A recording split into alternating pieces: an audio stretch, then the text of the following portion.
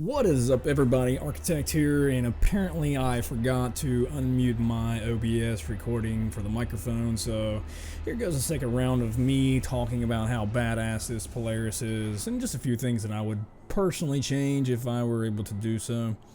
So we're going to approach this Polaris from the north side, the cockpit area, the captains and all that good stuff. So at first glance, it kind of reminds me of the Hammerhead, you know, in length, and in the height of it. It kind of reminds me of the Hammerhead also. But really, it's kind of like a Hammerhead and a Reclaimer, if I had to say. You know, the height, well, like the height and the width. 890 jump, kinda, but I don't know. I guess it's more of like the metal. Right, it's really more rigid than it is smooth. Less luxury, I guess. Yeah, that'd be the word I'm using. Okay, so basically what's happening here is I'm looking for the access point, right?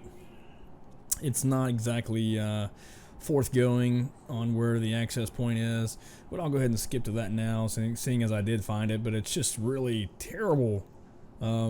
And I made some suggestions, and I'll make them again when the time's right, but I'll go ahead and jump to there now. Alright, so apparently I walked right past the stupid thing. It was right here at the beginning the whole time, and look, the button's all the way up there. I'm looking on the front of the landing gear here for a button, which would make perfect sense, you know, to push it and then it would come down, but no! They have to have a hologram button that floats that is very easily missed.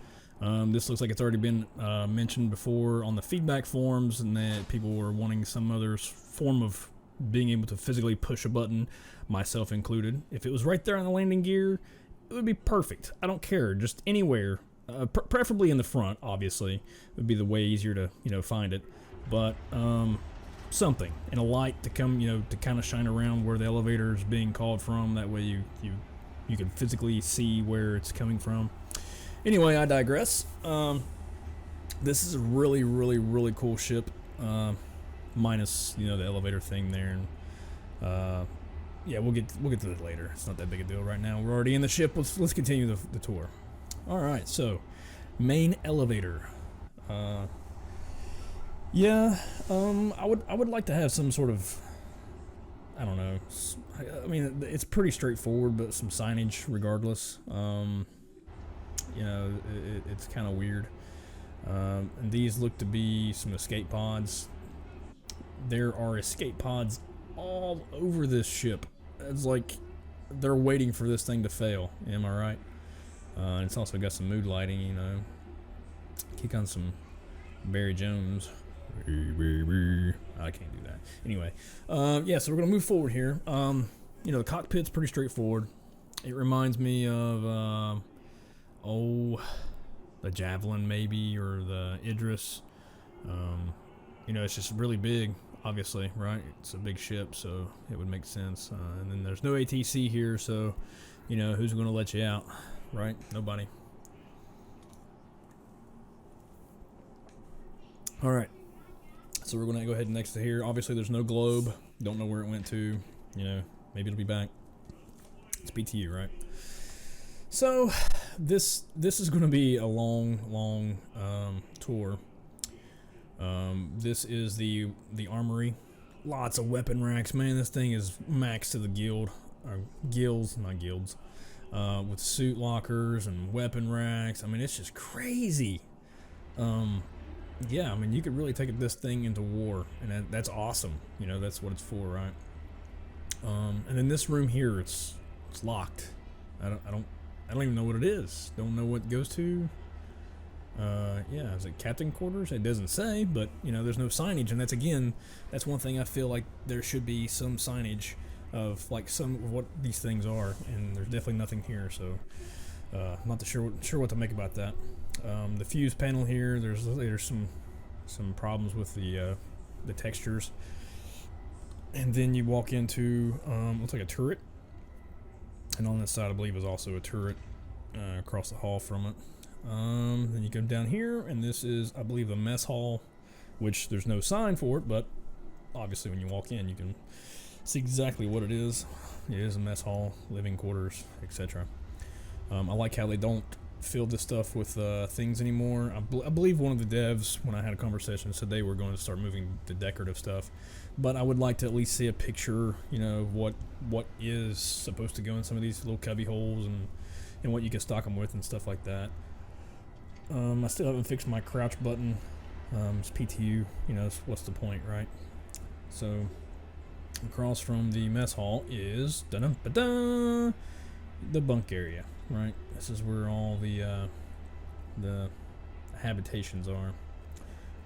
And it did look like at least they put the right proper names on the toilets in this one. You know, from the Starlights or Max, it's got the bathroom on the bedroom. So this one has, you know, these are really cool. I like these. But yeah, it says toilet. Okay, and the latrine, you know, head, whatever. So at least they got that part right. I'm sure that was just another one, and that one is too. But you know, we just going ahead and walk on through here because this is a big ship, and it's really impressive. And that takes you back to the bridge. What's in here? Looks like maybe a turret access or maybe a ground, not ground, but sub-level 2. And then we have this, probably takes you to sub-level 2. And then you have what looks to be a turret seat and another turret seat. No, these are escape pods, I'm sorry. Right, so there's escape pods. They're like all over the ship. It's crazy. Yeah, you just open it. Well, you don't open it, but I'm guessing you will just open it, get in, and it'll be ready to go.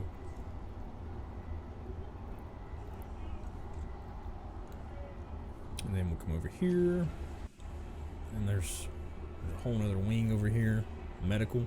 I mean, this is crazy. These are tier 2 beds, but like I was saying in the previous recording that didn't get recorded, I wish they had some sort of identification marker, you know, clearly visible to where you didn't have to guess. Myself, I mean, if you just run in, if you have a tier 1 bed, or, you know, I would at least like to see it visibly. You know, that way I know which bed I need to go to or what have you. Even if it's just like spray painted on the floor or what have you.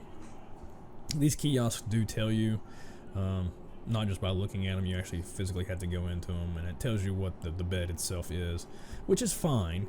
But if you're in a hurry, you know, it's a little slow in my opinion.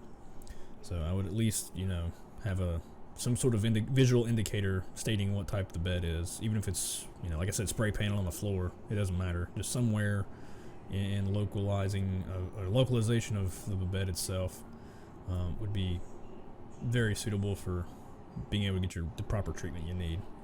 And 2 more beds. Yeah. So, all right. So I guess this is the medical receptionist. Probably NPC would be best suitable for this. And then we can continue to go this way to wrap back around the ship here. So yeah, this is pretty impressive. And we got a hangar here. This is the inner hangar, similar to the 890 jump in a sense. It's a little bit bigger. No, it's a little bit smaller, I think. Yeah, it's a little smaller than the 890 jump's hangar. But it's not meant for, you know, everything that the 890 jump. It is, you know, they're 2 different ships, 2 different styles, so it is what it is. It's for a fighter and such, which is kind of cool. And you get your engineering station.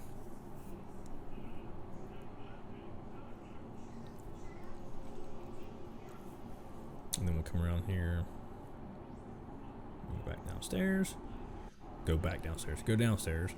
We'll go down there in a second.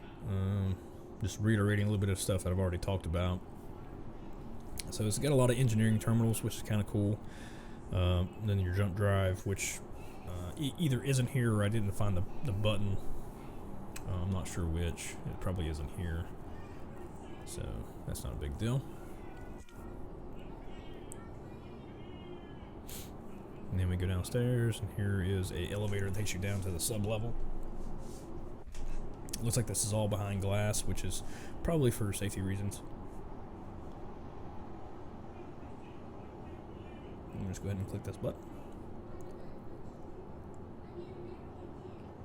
Alright. We got hangar, engineering, and cargo bay. I mean, we're already on the engineering, so we'll go down. We'll go down one.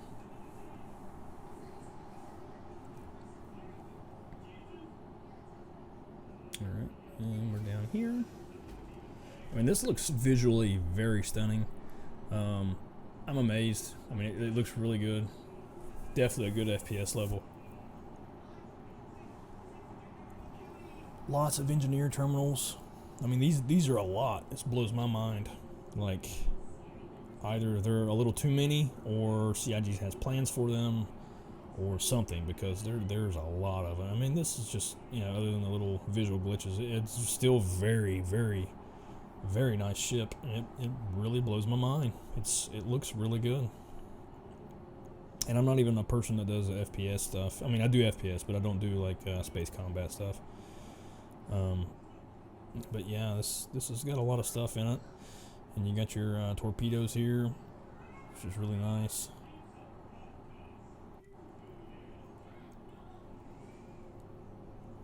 Four bays. And then it goes to front turret access, I think. Yeah.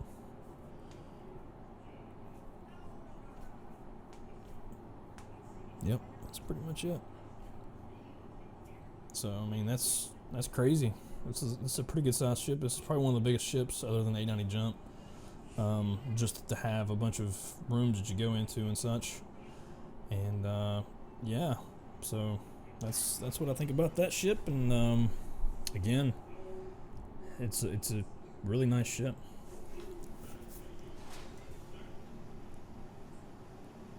All right, we'll go ahead and exit the ship here, and yeah, that'll be all for this video.